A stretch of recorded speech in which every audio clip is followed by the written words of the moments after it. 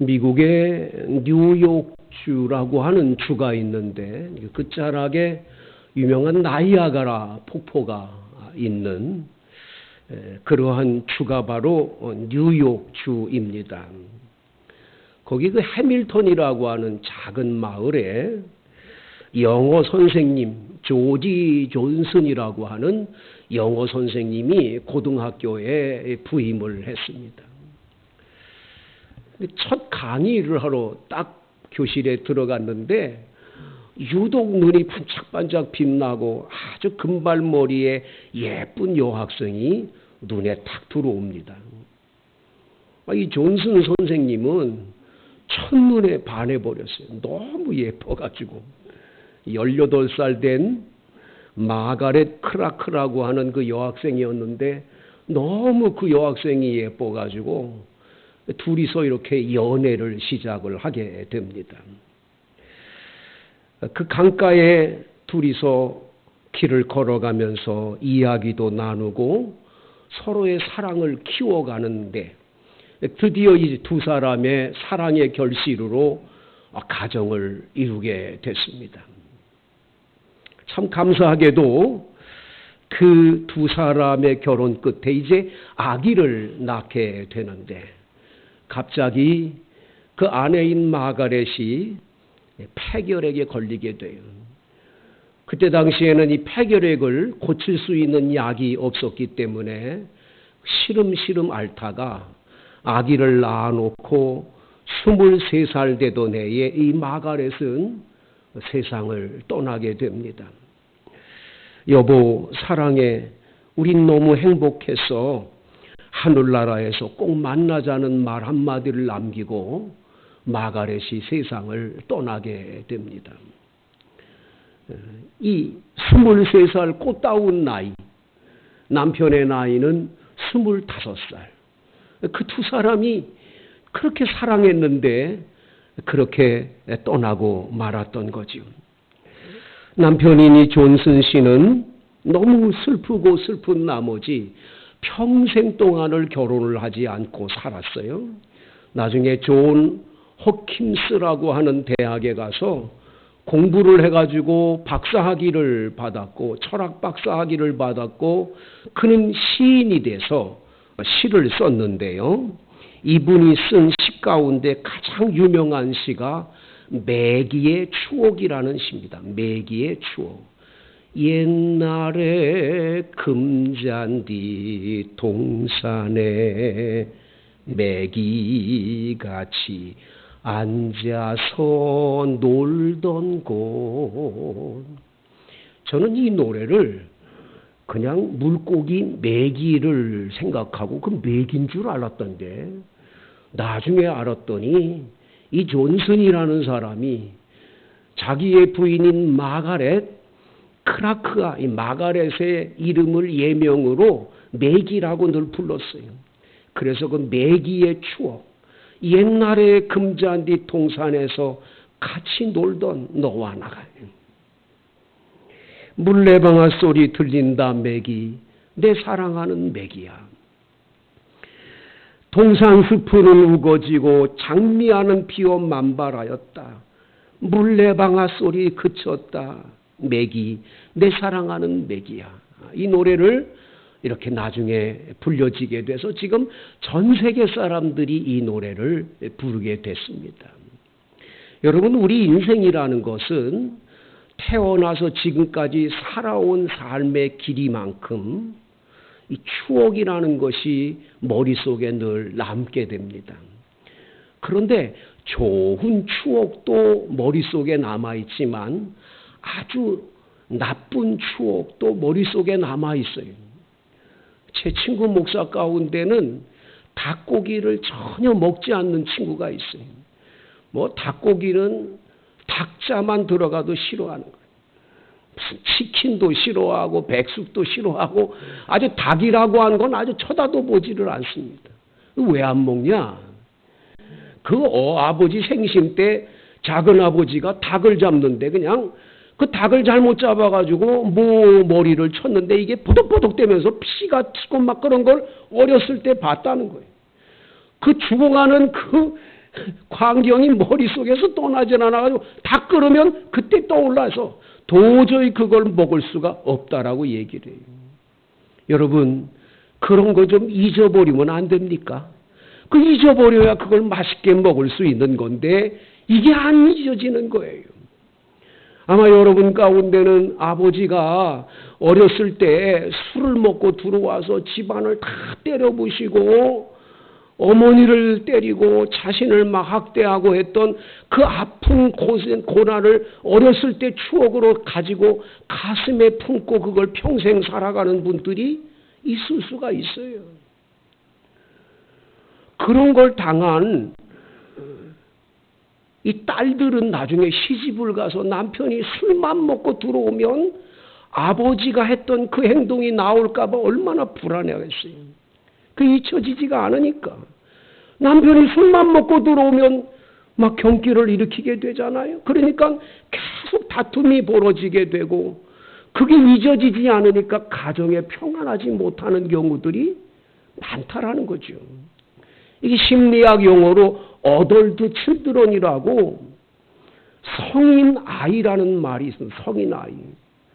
몸은 성인인데 가슴 속에 아버지와 어머니로부터 받은 그 학대와 어려움이 고스란히 가슴에 남아 있어서 몸은 성인인데 나를 조종하는, 내 인생을 조종하는 건 어렸을 때의 그 아픔이 그 속에서 남아 있는 거예요. 이게 움직이는 거예요.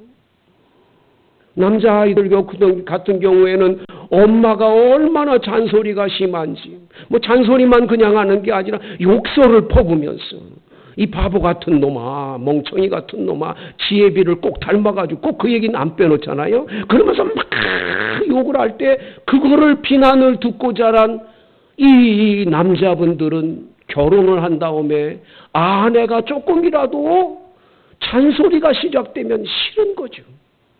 그 자꾸 싸움이 벌어지게 되죠. 그것 때문에 상처가 자꾸 덧입혀서 속에 있는 것들이 나오니까 굉장히 부부관계가 어려워지는 거죠. 여러분, 우리 인생에는 모든 사람이 다 좋게 나에게만 좋게만 해주는 사람만 있으면 얼마나 좋겠어요. 인간관계 속에서 내게 말할 수 없는 상처와 아픔을 준 사람을 꼭 만나게 돼요. 그걸 우리는 원수라고 그러는데 원수를 지나서 왼수가 있어. 왼수. 도저히 용서가 안 되는 분들이 반드시 우리 삶에 있어요. 그런 사람을 만났을 때 여러분들은 그 문제를 어떻게 풀어갑니까? 계속 가슴속에 내가 언제 너 가만 안 두나 보라. 내가 너를 죽일 거야. 너 잘 되나 봐라. 그러면서 내 속에서 끊임없이 그거 떠오르면서 이 쓴물이 올라오면서 계속 그거에 대해서 생각이 나고 계속 그것이 가슴 속에 담기다 보면 이게 나중에 화병이 되는 수가 많이 있잖아요, 여러분. 이 문제를 어떻게 풀 수가 있을까요? 참 풀기가 어렵지요. 복수심에 불타 있는 내 마음을 어떻게 진정을 시키고 해결할 수가 있겠어요. 근데 참 놀라운 건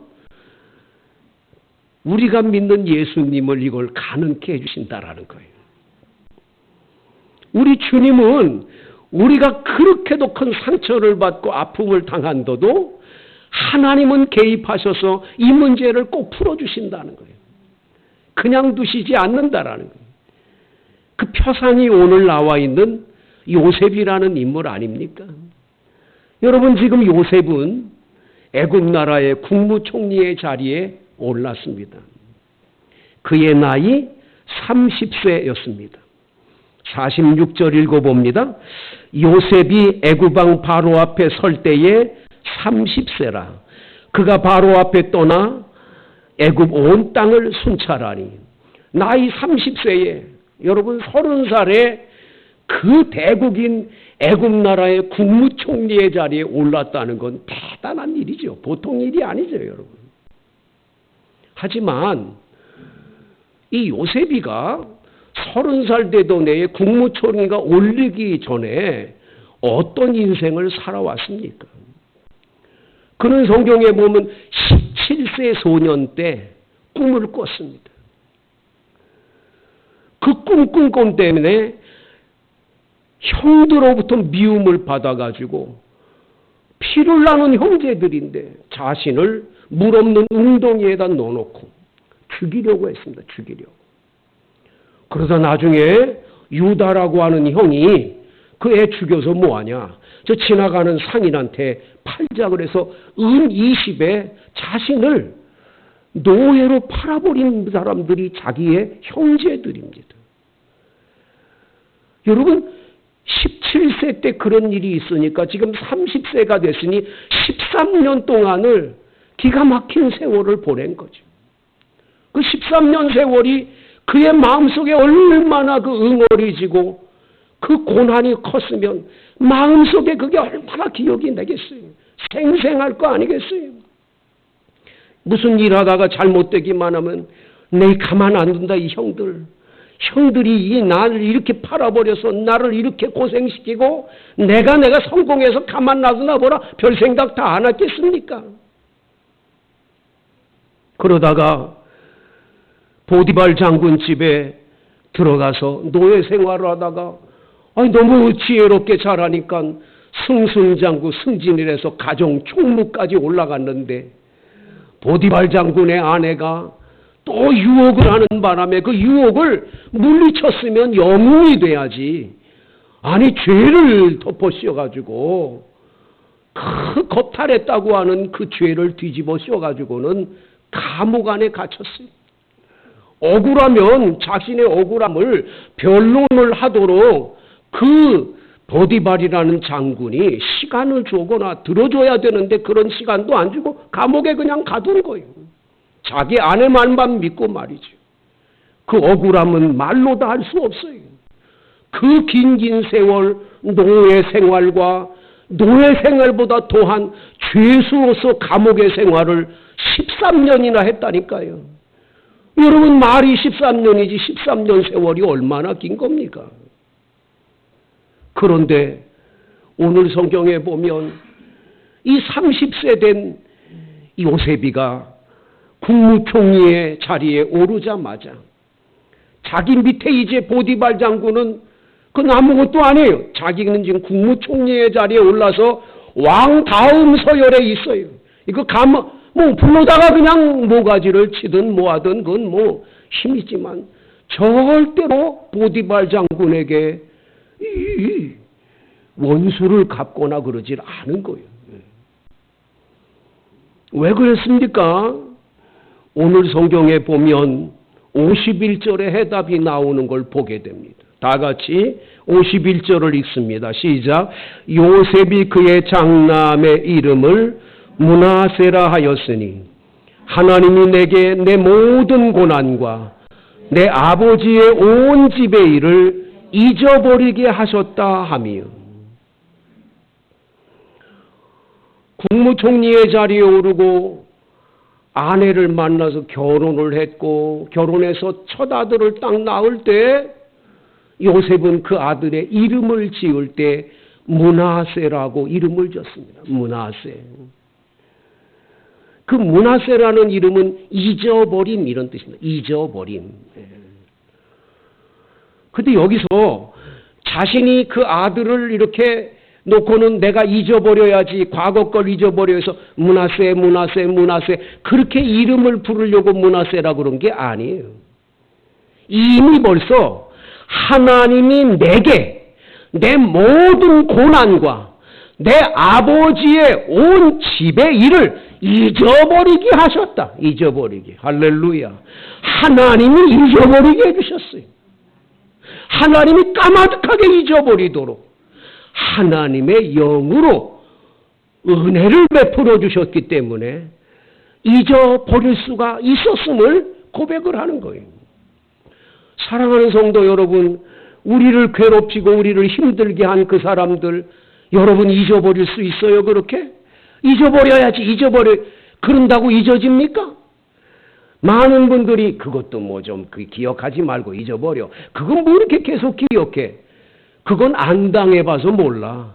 당한 사람은 그거 잊어버리기가 쉬운 게 아니에요. 그런데 중요한 건 하나님이 해주시면 잊어버리게 되는 줄로 믿습니다.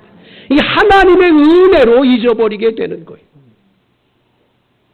유명한 김석균 목사님이 쓴 그 복음성가가 있지요. 은혜의 힘입니다. 내가 고난 중에도 찬송할 수 있음은 은혜의 힘입니다. 내가 실패했어도 감사할 수 있음은 은혜의 힘입니다. 나를 대적하는 자 사랑할 수 있음은 은혜의 힘입니다. 내게 고통 주는 자 품어줄 수 있음은 은혜의 힘입니다. 주님의 은혜가 내 안에 들어오면 나는 날마다 기뻐집니다. 은혜 위에 은혜가 더하여 줄수록 오직 주님만 바라봅니다. 이 찬양을, 이 가사를 음미하면서 부르다 보면 그래, 은혜밖에 없어. 하나님이 은혜 주시지 않으면 내 이 억울함, 내 이 고통, 내 이 고난 어떻게 잊을 수 있어? 못 잊지. 그런데 하나님이 잊게 해주시니까 잊고 살 수가 있는 거죠. 저는 이번에 우리 교회의 임직자들과 함께 우리 원로 장로님 함께 필리핀에 가서 선교를 하고 왔습니다. 선교를 떠나는 그날 목이 이상해지더니 저는 내내 아팠습니다. 내가 말을 할 수가 없어요. 얼마나 아픈지 몸살이 나고 감기로. 그래서 같이 숙소를 같이 이렇게 쓰신 우리 이진수 장로님이 내 감기가 오를까 봐 얼마나 걱정했는지 몰라요. 밤에도 그렇게 기침이 나고 열이 나고 뭐 어떻게 할 수가 없었어요. 그러니 내 몸이 아프니 그 같이 모시고 간 그분들을 좀 케어를 해드리고 도와드리고 해야 되는데 제가 잘 못했어요. 너무 미안하고 그랬어요. 그런데 돌아오는 날 제가 물어봤더니 이분들이 숙소에 화장실이 변기가 막혀서 사용이 안 되는 거예요. 못하는 거예요. 2층에서 잠을 자는데 1층으로 내려와가지고 화장실을 봐야 하는 아주 불편함 속에 계셨더라고요. 샤워기도 물이 똑똑 떨어지고 안 돼가지고 샤워도 잘 못할 정도로 어려운 아주 열악한 환경 속에 계셨어요. 이걸 좀 저한테 얘기하지 왜 그렇게 안 했느냐고 그랬더니 목사님 그럴 시간도 없었고 그렇게 말하고 싶지도 않고 그냥 우리는 적응해서 살려고 그랬다는 거예요. 여행을 하다 보면 제가 뭐 의료 선교나 이런 걸 같이 떠나서 갔다 오면 항상 거기에는 일행 중에 불평하고 짜증내고 원망하고 싸우는 일이 꼭 있습니다. 어디나 제가 외국에 여러 번 같이 우리 이진사노님하고 의사들도 데리고 다녀보고 목사님도 모시고 다녀봤지만 항상 거기선 한 사람이라도 짜증 안 내는 사람은 없어요. 이 희한한 건 이번에 간 팀은 한 번도 원망 짜증이 없는 거예요. 그 긴 시간을 자동차를 타고 배를 타고 이동하는데도 어떻게 그렇게 기쁜지 내가 매일 기쁘게 그렇게 찬양을 불러가며 어떻게 그렇게 일을 하는지 눈물 나게 고맙고 감사한 거예요. 저한테 와가지고 목사님 저도 여행 많이 다녔지만 이렇게 마음이 잘 맞는 분들은 처음이래. 자기들이 너무 기쁘다라는 거예요. 제가 오면서 너무 기뻐가지고 하나님 앞에 아버지 고맙습니다. 참 마친 것 감사합니다. 한 건의 사고도 없고 가난한 사람들을 보면 불쌍해서 울고 그렇게 열심히 나가서 복음을 전하고 사형리 전도 책자를 가지고 와서 따갈로 오로된 그것을 전도하면서 그렇게 복음을 열심히 전하면서 그렇게 하나님께 영광 돌리고 돌아오는 그분들이 너무 존경스러워서 참 훌륭하다. 그런데 오는 비행기 안에서 하나님이 감사 기도를 드렸을 때 제 머리에 탁 주신 말씀이 있어요. 얘야, 너희들 그렇게 행복하게 잘 선교 여행하고 왔지만 중요한 건 너희 교회 교인들이 새벽마다 저녁마다 합심으로 너희들을 위해서 얼마나 기도해 줬는지 아니? 그들의 기도가 쌓이고 쌓여서 한 건의 사고도 없게 되고 모두가 불평 없이 행복하게 선교할 수 있는 건 그 기도의 은혜 덕분 아니냐. 그 기도함에 하나님의 은혜를 받은 게 우리였음을 그때 깨달았을 때 저는 두 번째 더 감격한 시간을 가졌습니다. 성도 여러분, 그렇습니다. 우리 힘으로는 고난과 아픔, 내 상처를 싸매고 해결할 길이 없어요. 그건 잊어버리려고 해도 잊어버릴 수 없어요. 그러나 하나님이 은혜를 주심으로 잊어버리는 은혜, 망각의 은혜, 그 고난을 깨끗이 잊어버리는 므낫세의 은혜를 주셨기 때문인 줄로 믿습니다. 이 은혜가 여러분에게 임하기를 간절히 축복합니다. 그래서 아버지로부터 받은 상처도 다 잊어버리고 엄마로부터 받은 그 언어 폭력도 다 잊어버리고 여러분들이 그동안 여러분의 인생에 태클을 걸고 괴롭혔던 사람들 다 잊어지는 은혜가 주님 안에서 이루어지기를 축복합니다. 그런데 여러분, 두 번째 이 고난을 잊고 여러분들이 고난을 딛고 일어설 수 있는 비결 중에 하나가 또 뭘까요? 52절에 보세요. 52절 시작. 차남의 이름을 에브라임이라 하였으니 하나님이 나를 내가 수고한 땅에서 번성하게 하셨다 함이었더라. 여러분, 에브라임이란 뜻은 번성하다 그런 뜻도 있지만 히브리어 속에는 무슨 뜻이냐면 두 배의 복이 임하다 그런 뜻이 있습니다. 두 배로 복이 임하다. 할렐루야. 두 배의 복이 임하다. 더 나가서 창성해졌다라는 뜻도 있습니다. 그러니까 창성해지고 번성해지고 갑절 두 배의 복을 받았다라는 이름으로 에브라임을 이렇게 아들의 이름을 적어놨어요. 이 므낫세 과거 것은 잊어버리게 되고 이제 하나님이 얼마나 복을 줬는지 번성하게 됐음을 고백을 하는 거예요. 여러분, 고난을 잊고 괴로웠던 모든 것들을 잊어버릴 수 있는 또 하나의 비결은 옛날보다 내가 더 잘 되는 길인 거죠. 옛날보다 훨씬 더 잘 되고 복을 받으면 그 옛날의 것 별거 아닌 거예요. 생각이 나지 않는 거예요. 할렐루야. 제 친구 아이 아버님이 돌아가셨다고 그래요. 그 날을 연락도 안 하고 그랬지만 제가 찾아갔어요. 그 친구가 고등학교, 중학교 다닐 때 같이 다녔으니까 찾아갔더니 깜짝 놀래요. 아이고, 어떻게 왔냐고.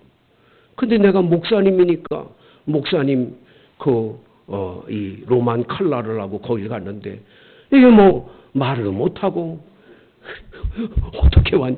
목사님이란 말도 친구란 말도 못하니까 막 이러면서 그냥. 근데 그 아이가 나를 그렇게 때렸거든. 학교 다닐 때 나를 그렇게 괴롭혔거든. 근데 제가 처음 나타나니까 이 아이가 어떻게 할 수가 없는 거예요. 그냥 몸둘 바를 모르는 거예요. 자기 과거에 있던 것들이 다 떠오르니까 말이지.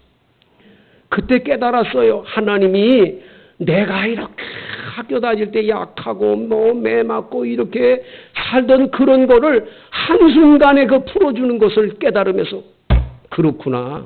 예수 믿으면 이런 날이 오는구나. 예수 믿으면 에브라임의 날이 오는 줄로 믿습니다. 그저 과거에 아프고 힘들었던 그것만이 아니에요. 반드시 다른 사람 앞에 당당히 서가지고 봐라, 내가 예수 믿고 얼마나 복을 받았냐. 봐라, 나 예수 믿는 사람 돼서 이렇게 됐다. 자랑하게 하실 줄로 믿습니다. 그러면 과거의 것들 다 잊어버리는 거예요. 왜? 내가 잘 됐으니까. 에브라임의 은혜가 임하니 걱정할 게 없고 두려워할 것도 없고 하나님이 함께 하시니 에브라임의 은혜가 임한 줄로 믿습니다. 그래서 오늘 52절에 보면 에브라임이라 하였으니 하나님이 나를 내 수고한 땅에서 번성하게 하셨다. 누가 해주셨어요? 하나님이 해주신 거예요. 하나님이. 할렐루야. 하나님이 여러분의 인생을 이렇게 책임져 주시는 줄로 믿습니다. 저희 선배 목사님 가운데 한 분이 관악산 밑에 거기서 이제 목회를 하시겠는데 교인들이 많아져서 한 1000여 명 모이게 됐습니다. 그 교회 가지고 부흥돼 가지고 참 좋은데 교회 개척하느라고 아이들을 제대로 공부를 못 가르친 거예요. 남들처럼 학원에 보내고 과외 선생 없으니 그 아이들이 성적이 말이 되겠어요? 근데 이 목사님의 맏아들 아이가 같은 교회 안에 고등부 아이들 친구가 많으니까 그 친구네 집에 같이 놀러 갔는데 갑자기 그 친구 엄마가 그 교회 권사님인데도 자기 아들을 불러내더라는 거예요. 그래 놓고는 너 왜 목사님 아들하고 같이 다니냐고. 그 공부도 못하는 애하고 다니다가 니도 공부 못하면 어떡하냐. 너 대학 가고 싶냐고. 그런 소리를 하는데 밖에서 다 들린 거예요. 이 아이가 너무 충격을 받아가지고 집에 와서 밥 먹다가 엉엉 울면서 아버지 나 공부 못하니까 사람 취급도 못 받고 그런다고 막 울면서 아버지 나 공부 못하는 게 아니지 않냐고 나도 과외 시켜주고 나도 그랬다면 내가 이랬겠냐고 막 화를 내는 거예요. 세상에 그 기가 막히고 억울하면 말로 못하는 우리 목사님이 예배당에 가가지고 두 손을 들고 울면서 아버지 나는 목회하느라고 개척하느라고 이렇게 고생해가지고 그렇게 살았는데 내 아들 어떡하냐고 막 눈물이 그렇게 나더라는 거예요. 그때 주님이 말씀하시는 거예요. 얘야 네 아들은 내가 키워 걱정하지 마. 이 고난이 복이 될 거야. 복이 될 거야. 이 목사님 아들이 그때 그 아픔을 당하고 난 다음에 학교도 때려치고 나 안 할 거야 이게 아니라 이런 말 내가 공부 열심히 해서 우리 아빠 명예를 실추시키면 안 되지. 우리 아빠 이렇게 고생시키면 안 되지.